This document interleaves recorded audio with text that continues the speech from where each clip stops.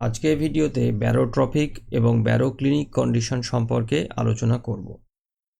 তো আবহাওয়া বিজ্ঞান ও জলবায়ু বিজ্ঞানে এই বায়ুমণ্ডলের সমচাপীয় তল এবং সমঘনত্বীয় বা সমষ্ণ তলের ভৌগোলিক বিন্যাসের উপর ভিত্তি করে বায়ুমণ্ডলের অবস্থাকে দুটি প্রধান শ্রেণীতে ভাগ করা হয়।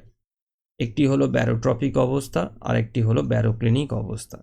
তো আজকের ভিডিওর মাধ্যমে আমরা এই পুরো বিষয়টা সম্পর্কে জানব। প্রথমে এই যে দুটো অবস্থা সেটা কাকে বলে সেটা একটু জেনে নেওয়া যাক। তো ব্যারোট্রপিক অবস্থার ক্ষেত্রে বায়ুমণ্ডলের সমচাপ রেখা বা সমচাপ তল এবং সমঘনত্ব বা সমষ্ণ রেখা একে অপরের সাথে সম্পূর্ণ সমান্তরালে অবস্থান করে। আর ব্যারোক্লিনিক অবস্থার ক্ষেত্রে বায়ুমণ্ডলের সমচাপ তল এবং সমষ্ণ তল একে অপরকে নির্দিষ্ট কোণে ছেদ করে বা অতিক্রম করে অবস্থান করে। এই বিষয়টি বোঝার জন্য আমরা এই রেখাচিত্রটির সাহায্য নেব। এখানে দেখো এই যে কালো কালার দিয়ে যে রেখাটি দেখানো হয়েছে এটা হলো আইসোবারিক সারফেস অর্থাৎ সমচাপ তল। আর এই যে নীল কালার দিয়ে যে রেখাটি দেখানো হয়েছে এটা হচ্ছে আইসোপিকনিক সারফেস অর্থাৎ এটা এই সমঘনত্বীয় তল বা সমষ্ণ তল। তো দেখো এইখানে এই যে ব্যারোট্রপিক কন্ডিশনের ক্ষেত্রে দেখো এই যে দুটো রেখা রয়েছে এরা পরস্পরের সমান্তরালে অবস্থান করছে অর্থাৎ এই যে দুটো তল বা সারফেস এই দুটো সারফেস পরস্পরের সমান্তরালে অবস্থান করছে। কিন্তু ব্যারোক্লিনিক কন্ডিশনের ক্ষেত্রে দেখো এই সারফেসটা একে অপরকে ক্রস করছে অর্থাৎ এই যে কালো কালার দিয়ে যে আইসোবারিক সারফেস বা যেটা দেখানো হয়েছে তাকে এই আইসোপিকনিক বা তোমার আইসোথার্ম বা সমষ্ণ তল যেটা সেইটা এই যে ক্রস করে যাচ্ছে। তো এরকমভাবে এই কন্ডিশনটা তৈরি হয়। এবারে আসা যাক এই কন্ডিশন তৈরি হওয়ার যে শর্তাবলীগুলো আছে সেগুলো কি। ব্যারোট্রপিক অবস্থার ক্ষেত্রে উষ্ণতার সমতা একটি অন্যতম শর্ত অর্থাৎ বায়ুমণ্ডলের কোনো অনুভূমিক স্তরের তাপমাত্রার বিশেষ পার্থক্য থাকা যাবে না। দ্বিতীয় শর্ত থার্মাল উইন্ডের অনুপস্থিতি অর্থাৎ উচ্চতা বৃদ্ধির সাথে সাথে জিওস্ট্রপিক বায়ুর বেগ বা দিকের কোনো পরিবর্তন হবে না। আর ব্যারোক্লিনিক অবস্থার ক্ষেত্রে দেখা যায় কি না তীব্র তাপীয় বৈষম্য থাকতে হবে অর্থাৎ একই অনুভূমিক স্তরে অক্ষাংশগতভাবে তাপমাত্রার তীব্র পার্থক্য থাকতে হবে। আর থার্মাল উইন্ডের উপস্থিতি অর্থাৎ উচ্চতা বৃদ্ধির সাথে সাথে বায়ুর বেগ ও দিকের দ্রুত পরিবর্তন ঘটার জন্য শক্তিশালী উইন্ড শিয়ার বিদ্যমান থাকতে হবে। অর্থাৎ এক কথায় বলতে গেলে ব্যারোট্রপিক এবং ব্যারোক্লিনিক সম্পূর্ণ বিপরীত দুটো অবস্থা। ব্যারোট্রপিক অবস্থার ক্ষেত্রে যে শর্তগুলো প্রযোজ্য সম্পূর্ণ বিপরীত শর্ত লাগে এই ব্যারোক্লিনিক অবস্থা তৈরি হওয়ার জন্য। আবার ব্যারোক্লিনিক অবস্থাতে যে শর্তের জন্য ব্যারোক্লিনিক অবস্থা তৈরি হয় তার সম্পূর্ণ বিপরীত অবস্থা হচ্ছে এই ব্যারোট্রপিক অবস্থাগুলো। এবারে আসা যাক এর উৎপত্তি কিভাবে এই দুটো কন্ডিশন বা অবস্থার সৃষ্টি হয়ে থাকে। দেখো ব্যারোট্রপিক অবস্থার ক্ষেত্রে এই ক্রান্তীয় অঞ্চলে স্থায়িত্ব অর্থাৎ এই ক্রান্তীয় বা নিরক্ষীয় অঞ্চলে অক্ষাংশগত তাপমাত্রার পরিবর্তন খুব কম থাকে ফলে সেখানে স্বাভাবিকভাবেই ব্যারোট্রপিক বায়ুমণ্ডল তৈরি হয়। তো মূলত ক্রান্তীয় অঞ্চল বা নিরক্ষীয় অঞ্চলের যে তাপমাত্রার যে অবস্থাটা সেই তাপমাত্রার অবস্থাটা ব্যারোট্রপিক কন্ডিশন তৈরি হওয়ার জন্য আদর্শ। আর সমভূমিরূপ অর্থাৎ এই বিস্তীর্ণ মহাসাগর বা মরুভূমির ওপর যখন একটি বায়ুপুঞ্জ দীর্ঘক্ষণ স্থির থাকে তখন এই ব্যারোট্রপিক গুণাবলী বা ব্যারোট্রপিক অবস্থা তৈরি হওয়ার পরিস্থিতি তৈরি হয়।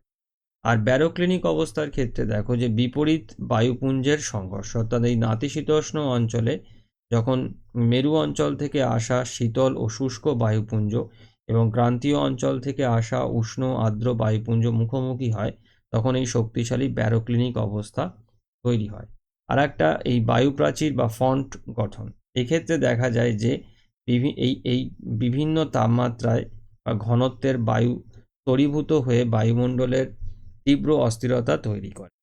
তো একটা বিষয় হলো যে এই যে দুটো অবস্থা ব্যারোট্রপিক অবস্থা সাধারণত ক্রান্তীয় বা নিরক্ষীয় অঞ্চলে তৈরি হয় আর ব্যারোক্লিনিক অবস্থা যেটা সেটা এই নাতিশীতোষ্ণ অঞ্চলেতে তৈরি হয়ে থাকে।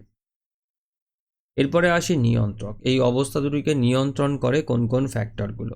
প্রথমত অক্ষাংশীয় অবস্থান অর্থাৎ নিরক্ষীয় অঞ্চল ব্যারোট্রপিক প্রকৃতির হলেও নাতিশীতোষ্ণ অঞ্চল মূলত ব্যারোক্লিনিক প্রকৃতির জন্য দায়ী। অর্থাৎ এই যেটা আমরা আগেরটাতে জানলাম যে এই ব্যারোট্রপিক অবস্থাটা তৈরি হয় এই নিরক্ষীয় অঞ্চলে, আর ব্যারোক্লিনিক অবস্থাটা তৈরি হয় এই নাতিশীতোষ্ণ অঞ্চলে। কারণ এই দুটো অঞ্চলেতেই যে তাপমাত্রা বা আরও যে অন্যান্য যে শর্তগুলো আছে সেটা সম্পূর্ণ বিপরীতধর্মী হয়ে থাকে।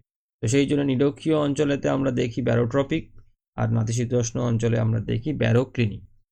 2 নম্বর যে নিয়ন্ত্রক সেটা হলো এই সৌর বিকিরণের তারতম্য, অর্থাৎ নিরক্ষরেখা থেকে মেরু অঞ্চলের দিকে সূর্যরশ্মির পতন কোণের তারতম্য ব্যারোক্লিনিক অবস্থা তৈরিতে অনুঘটক হিসেবে কাজ করে। 3 নম্বর হচ্ছে জল ও স্থলের অসম বন্টন, অর্থাৎ মহাদেশ ও মহাসাগরের তাপীয় বৈষম্য স্থানীয়ভাবে ব্যারোক্লিনিক অবস্থা তৈরি করে। আর একটা হলো জেট স্ট্রিম, অর্থাৎ বায়ুমণ্ডলের ঊর্ধ্বাংশের আপার লেভেল জেট স্ট্রিম উঁচুতে প্রবল তাপীয় নতিমাত্রা তৈরি করে এই ব্যারোক্লিনিক বা অস্থিরতা ব্যারোক্লিনিক কন্ডিশন বজায় রাখতে সাহায্য করে থাকে। এরপরে আসা যাক এই দুটো কন্ডিশনের কি কি গুরুত্বপূর্ণ বৈশিষ্ট্য আছে। তো ব্যারোট্রপিক অবস্থাতে দেখো যে সহজ সরল বায়ু প্রবাহ, অর্থাৎ বায়ু প্রবাহের গঠন খুব জটিল হয় না। দ্বিতীয়ত হচ্ছে উচ্চতা স্বাধীন বায়ু, অর্থাৎ উচ্চতা বাড়লেও ভূপৃষ্ঠে বায়ুপ্রবাহের দিকের কোনো বড় পরিবর্তন ঘটে না। 3 নম্বর বৈশিষ্ট্য হচ্ছে যে সমচাপীয় ও সমষ্ণ তলের সমান্তরালতা, অর্থাৎ এই সমচাপ রেখা এবং সমষ্ণ রেখা কখনো একে অপরকে ছেদ করে না, যেটা আমরা রেখাচিত্রটার মাধ্যমে দেখলাম। আর ব্যারোক্লিনিক অবস্থার ক্ষেত্রে এর সম্পূর্ণ বিপরীত বৈশিষ্ট্য লক্ষ্য করা যায়, অর্থাৎ বায়ুর গতিশীল বৈচিত্র্য, অর্থাৎ উচ্চতার সাথে সাথে বায়ুমণ্ডলের গতি ও দিক তীব্রভাবে পরিবর্তিত হয়। তারপরে দেখো আরেকটা কন্ডিশন তৈরি হয়, যেটাকে বলা হয় হচ্ছে সোলেনয়েডাল ফিল্ড, অর্থাৎ সমচাপ ও সমষ্ণ তল পরস্পরকে ছেদ করার কারণে বায়ুমণ্ডলে এই সোলেনয়েড বা বদ্ধ ক্ষেত্র তৈরি হয়, যা ঘূর্ণ সৃষ্টি করে। আর শক্তির রূপান্তর এই অবস্থায় স্থৈতিক শক্তি গতিশক্তিতে রূপান্তরিত হয়ে থাকে। মূলত এই ব্যারোট্রপিক অবস্থা মানে শান্ত বায়ুমণ্ডল বা শান্ত আবহাওয়াকে ইন্ডিকেট করে থাকে, কিন্তু ব্যারোক্লিনিক অবস্থা যখন তৈরি হয় সেক্ষেত্রে এই ঘূর্ণিঝড়, বিশেষত ওই নাতিশীতোষ্ণ মণ্ডলেতে যে ঘূর্ণিঝড়গুলো হয় সেই ধরনের ঘূর্ণিঝড় তৈরির পূর্বাভাস বা অবস্থা তৈরি করে থাকে।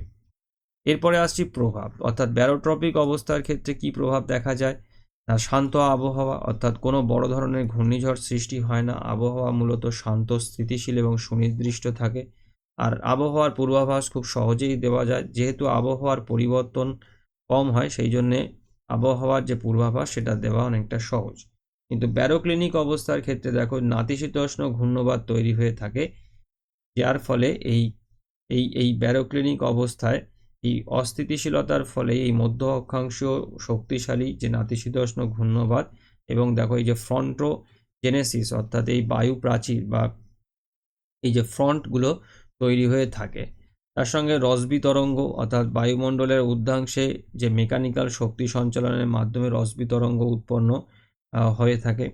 আর একটা হলো যে এই তাপমাত্রার ভারসাম্য রোগ, অর্থাৎ নিরক্ষীয় অঞ্চল থেকে মেরু অঞ্চলের দিকে অনুভূমিকভাবে অতিরিক্ত তাপ পরিবহনে এই ব্যারোক্লিনিক ওয়েভ বা ব্যারোক্লিনিক কন্ডিশন যেটা সেটা প্রধান ভূমিকা পালন করে থাকে। অর্থাৎ এই নাতিশীতোষ্ণ অঞ্চল এবং নিরক্ষীয় অঞ্চলের মধ্যে যে তাপের যে ভারসাম্য রক্ষা, সেক্ষেত্রে এই ব্যারোক্লিনিক কন্ডিশনটা মানে বিশেষ ভূমিকা পালন করে থাকে। এরপরে সবশেষে দেখো এই যে দুটো অবস্থা রয়েছে এই দুটো অবস্থার মধ্যে আমরা কি কি পার্থক্য দেখি সেটা একটু আমরা জেনে নেব। প্রথমত দেখো ঘনত্বের যে নির্ভরতা সেটার উপরে, যে এই ব্যারোট্রপিক অবস্থার ক্ষেত্রে বায়ুর ঘনত্ব কেবল চাপের উপর নির্ভর করে, আর ব্যারোক্লিনিকের ক্ষেত্রে বায়ুর ঘনত্ব চাপ ও তাপ উভয়ের উপর নির্ভর করে। আর ব্যারোট্রপিক অবস্থার ক্ষেত্রে দেখো এই যে সমচাপ রেখা ও সমষ্ণ রেখা সমান্তরালে থাকে, আর এক্ষেত্রে একে অপরকে ছেদ করে। আর এই ব্যারোট্রপিক অবস্থা ক্রান্তীয় নিরক্ষীয় অঞ্চলেতে দেখতে পাওয়া যায়, আর এই ব্যারোক্লিনিক অবস্থা এই নাতিশীতোষ্ণ ও মেরু অঞ্চলে দেখা যায়। এর সঙ্গে সঙ্গে দেখো আরও কি পার্থক্য রয়েছে না, এই ব্যারোট্রপিক অবস্থায় এই থার্মাল উইন্ড শেয়ার থাকে না বা খুবই কম থাকে, কিন্তু ব্যারোক্লিনিক অবস্থায় থার্মাল উইন্ড শেয়ার অত্যন্ত শক্তিশালী হয়ে থাকে। আর ব্যারোট্রপিক অবস্থার ক্ষেত্রে দেখো আর কি রয়েছে, মধ্য অক্ষাংশে জটিল ঘূর্ণবাত তৈরি হতে পারে না এই ব্যারোট্রপিক কন্ডিশনেতে, কিন্তু এই ব্যারোক্লিনিক অবস্থায় নাতিশীতোষ্ণ ঘূর্ণবাত এর মূল বা প্রধান চালিকা শক্তি হলো এই ব্যারোক্লিনিক অবস্থা। সবশেষে এই ব্যারোট্রপিক অবস্থায় যে স্থৈতিক শক্তি গতিশক্তিতে রূপান্তরণের হার খুবই কম, কিন্তু ব্যারোক্লিনিক অবস্থায় এই স্থৈতিক শক্তি প্রচুর পরিমাণে গতিশক্তিতে রূপান্তরিত হয়ে থাকে। তো এই হলো আজকের সমস্ত আলোচনা, এই যে দুটো পরিস্থিতি যেটা বায়ুমণ্ডলে তৈরি হয়ে থাকে সেই বিষয়। তো আজকের ভিডিওটি আমি এখানেতেই শেষ করলাম। সবাই ভালো থেকো। Thank you.